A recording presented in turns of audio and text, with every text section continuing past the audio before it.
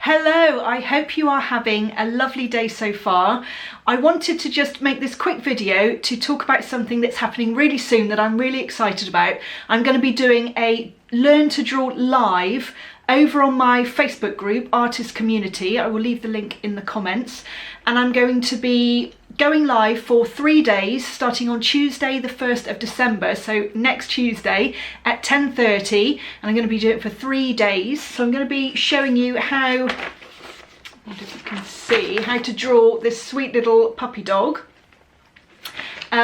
I've got the reference photo, the line art and the materials list on this PDF that you can download. I'll leave the link in the description. And not only am I going to be talking about how I drew this realistic looking puppy dog in graphite, so all of the techniques and tips that I use to create realistic looking fur, but I'm also going to be talking about mindset and how important art is as a therapy, just to reduce the anxiety levels, reduce the stress levels, especially at the moment when everybody is at that kind of low level state of anxiety all of the time. We don't know what's happening in the world. Everything seems to be changing daily.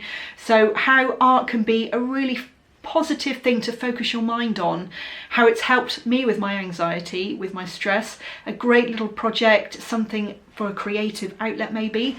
So maybe it's a fantastic new hobby that you would like to do, or maybe you want to earn a little bit of extra money from your art. Maybe you want a bit of pocket money selling some of your prints or things like that, cards, or maybe you want to turn it into a career. Maybe you want to leave the current thing that you're doing. So there's going to be lots to talk about over the 3 days, lots of content. I really look forward to seeing you then. If you can't make it at the time at 10:30 in the morning, then you can always catch it on the replay in the lives, and just make sure that you download the PDF so you've got everything that you need to draw along with me, and I really look forward to seeing you then. Bye for now.